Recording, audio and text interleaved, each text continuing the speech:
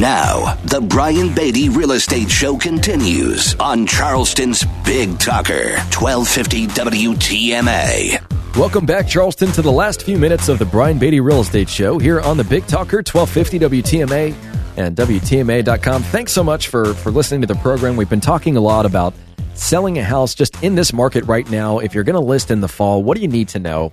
What do you need to do? How can you win in this scenario? Is it a good time to even do this? I think the resounding answer is yes, because I don't really see the market getting any better for sellers right now. We're in a very iffy market right now. A lot of people don't really understand what's going on. But if you're in the market like we are and you've got a really good pulse on it and you can see trends as they develop rather than waiting for data that's now 6 months old to say, oh yeah, we were in a balancing market or we were in a buyer's market. How about that? If you want more information on what's happening in your area right now, whether you want to buy, sell, or invest, we'd love to have that conversation with you. Obviously, we know our markets extremely well. It's one of the many reasons I think why people hire us is because we understand what's happening in the market right now, and we very diligently position our clients for success. So if I can help you with that, my number is 843-400-8009, 843-400-8009, or go to my website, listingsincharleston.com. You can also send me an email, brian@brianbeattyteam.com. That's Brian with an I, and then Brian Beatty, Beatty, team.com. So, with the last 10 minutes or so here, I really would like to talk about buying a house in the fall. And one of the first things that I want to say kind of mirrors what I've said already, which is that there are plenty of sellers out there that are still on the market that are just confused and irritated and upset that they still have to go through the process of cleaning their house and letting people walk through their home to then say, oh, sorry, didn't like the floor plan. Sorry, yeah, we found something else we like better. It becomes demoralizing to sellers. I know. I mean, I have had this year several sellers that have just taken the feedback to heart so hard that it has created stress. It has created anxiety. And obviously we do our best to say, hey, you have to take some of this stuff with a grain of salt. Not everybody that walks through your house is going to think it's beautiful and perfect and that it works for them. We have to detach ourselves from that and think about the house as a product.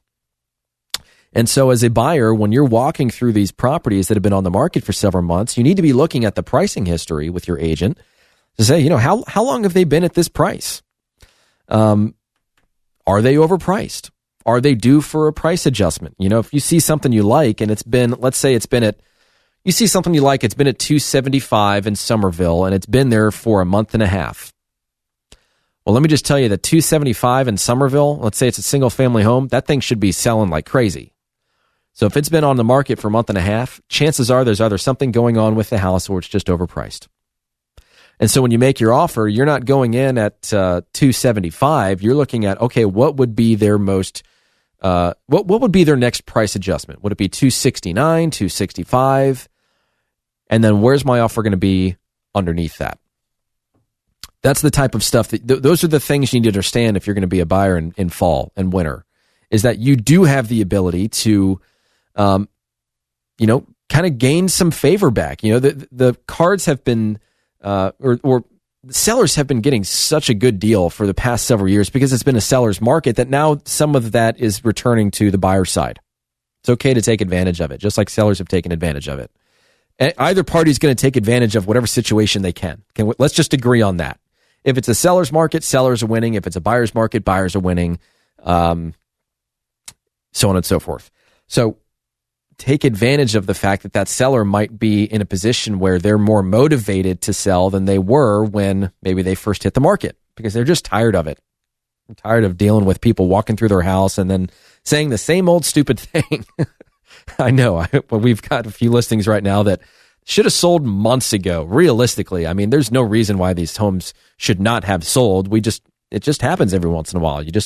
Sometimes you get lucky and sell stuff in a day. Sometimes you get a little unlucky and it takes 3 months to sell a home that should have taken only a month to sell. Just kind of the way it works sometimes. But if you're a buyer, and you're thinking about buying in the fall, I would not wait too long to see a house that you're interested in. because this inventory situation that we've had for the past several years isn't really getting any better. I mean, in some markets, we are seeing an increase in inventory, like, Mount Pleasant, 750 to $1 million. It's a buyer's market right now. It's not a seller's market anymore. I know because I just ran those stats earlier this week.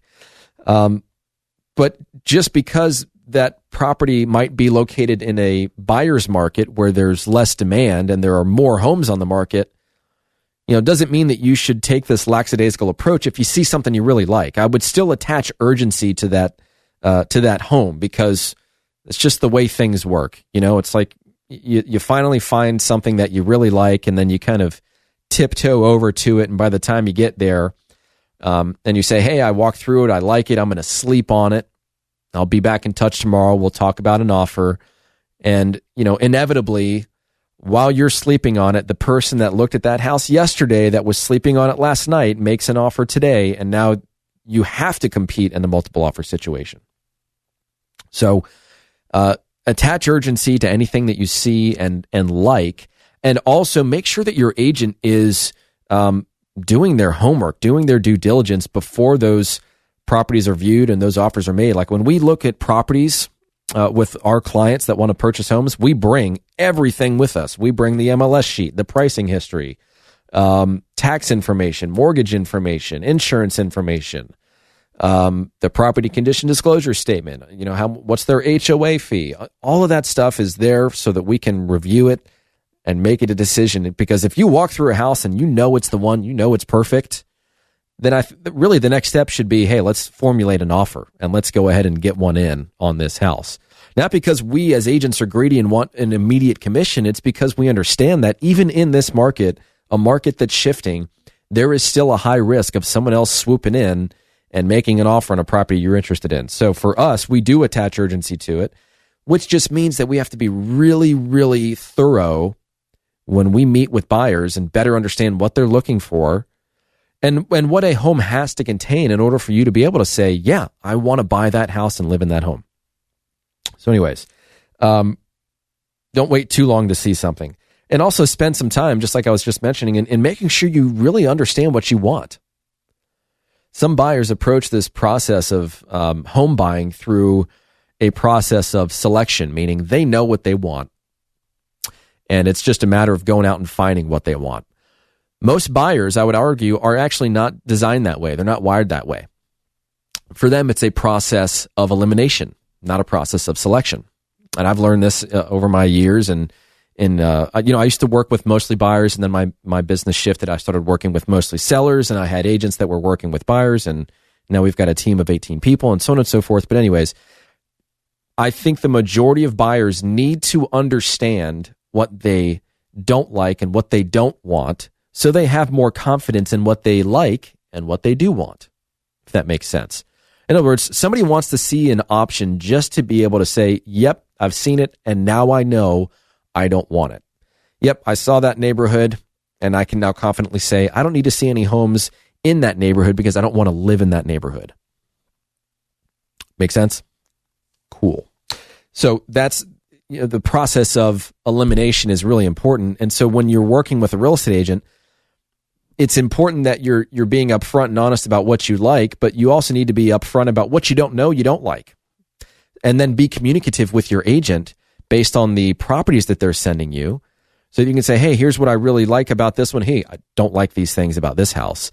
And then the more information we have, or your agent has, the more prepared we are when that property you really should like hits the market. And here's another thing. And this is just the nature of our industry right now that I think is really important. I'm going to end on this.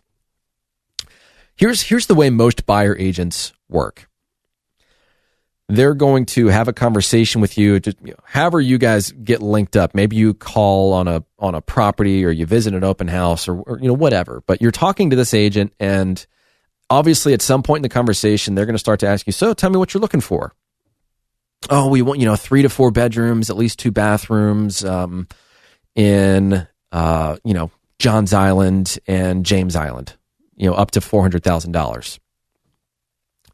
Maybe an extra question or two was asked, probably not, but what happens next is they say, okay, great. So here's what I'm going to do. I'm going to set you up with a search in the MLS. I'm going to give you access to the MLS. Like it's this secret thing that nobody else can do. Like you could go on Zillow, you could use my app. There are hundreds of different ways of searching for real estate.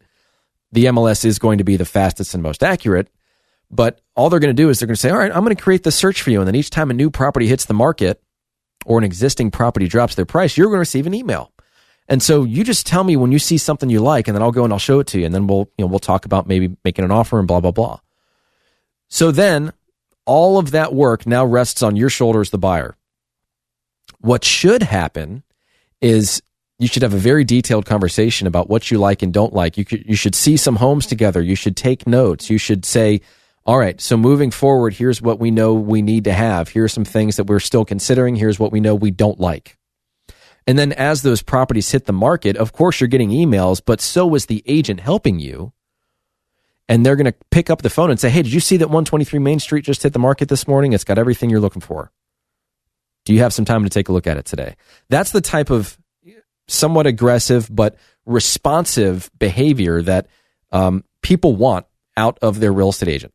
So if that's something we can help you with, feel free to give us a call, 843-400-8009, or go to listingsincharleston.com. I'm out of time, folks. So thanks so much for listening to the Brian Beatty Real Estate Show on the Big Talker 1250 WTMA and WTMA.com, and have a great weekend.